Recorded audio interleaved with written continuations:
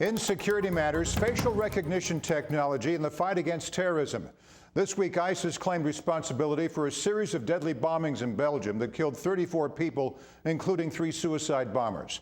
The attack spawned another manhunt and more questions about prevention only 4 months after the terrorist incidents in Paris. Facial recognition technology might help prevent such attacks, but it's a work in progress. Joining me with the latest is Patrick Tucker, technology editor for Defense One and author of The Naked Future. Patrick, well before Belgium, the Department of Defense and the Department of Homeland Security were already working to identify terror suspects through facial recognition technology. Before we get into the details, give us the big picture. What are they hoping to accomplish? Well, you know, all over the world, people that are affiliated with the military, people that are affiliated with law enforcement, run into these characters that they want to keep track of and that might show up again, and this is sort of a case in point.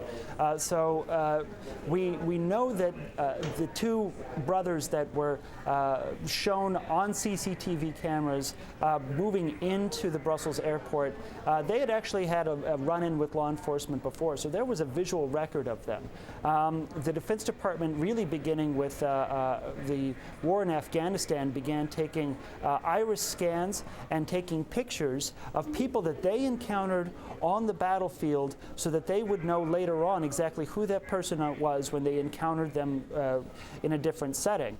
So there's been a real push to try and incorporate more and more of this, what's called biometric data, into a record so that it can be useful for law enforcement. That's what we're seeing here. We, as soon as these events happened, we had a very clear picture of who law enforcement thought was in charge, who they thought was responsible for this terrible event. You had, that scene, that picture that's now being blasted on televisions all around the world, the 3 men walking into the airport, 2 with black gloves on their left hands, possibly concealing detonators. And now the trick, now the real objective, is to make it so that instead of that picture showing up after an event, instead you've got a system that can match a randomly taken picture of people that are entering the airport to a file, to a different record of a suspect from a database, and have that be something that goes to a law enforcement professional before an incident actually happens. So, Patrick, let me mention this too. Like many of the subjects we cover on Government Matters, this field is developing at a rapid clip. How far has it come over the past few years? Well, it's sort of come really an incredible degree in the last 2 years, and I think a lot of people would be surprised by how very advanced some of this stuff is. You know, in 2014, the military, the Defense Department, was working with a system designed by General Electric that could identify a face in a car that was moving at about 5 miles an hour through tinted glass. It's incredible. And at 100 feet.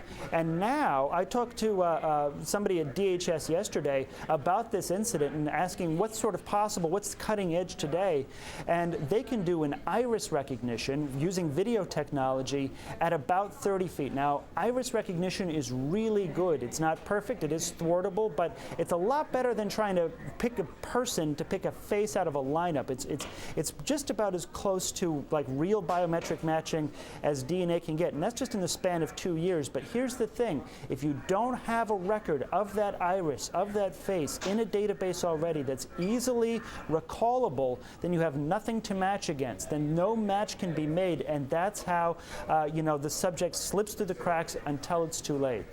Patrick, the elephant in the room, of course, is privacy. What about innocent civilians who don't want their biometric data collected, stored, and cross-referenced? Are they fighting a losing battle, or are there protections in place? Well, there are a number of potential protections. Right now we're talking, and this is something that the privacy community, the legal community, and the national security community spend a lot of time talking about. There's a question, when you're out in public, do you have a reasonable expectation of privacy? Do you have a reasonable expectation that you can't be or shouldn't be photographed? And a lot of legal scholars say no. People in the privacy community say, well, yes, I think to a certain extent, and really it's sort of up to individuals. These 2 individuals, the two brothers that moved to this airport, we know two of them, and possibly the third, were in a taxi cab as they headed up to the airport. So do you have reasonable expectation of not being photographed in a taxi cab? We're not sure. So this is a debate that we're going to be having a lot more vocally the years ahead as this technology improves. But you know what's strange? When I talked to DHS about this, they pointed out that, hey, you might feel a little bit strange standing in line at a border crossing and surrendering your biometric data to the government. That's you don't have to be somebody with ill designs to feel weird about that. But we give away biometric data to our phones all the time, and the next generation of smartphones are all going to collect biometric, many of them, excuse me. Apple is one vendor, Fuji is another one, that are going to be collecting biometric data as a security feature. It keeps someone else from stealing your phone. So the future of giving away that biometric data could just come in the form of a very quick message, a push notification on your phone that asks you, do you want to give your data away and move into the faster line because you've already achieved a certain level of security. And I think a lot of people are going to say yes. Some people will say no, but that pushes the normalization of the movement of this data closer to being more available to the government. So we're going to be having all of these discussions in the years ahead. You bet. It's all fascinating and cutting edge. Patrick Tucker, technology editor for Defense One. Thanks, Patrick. Thank you.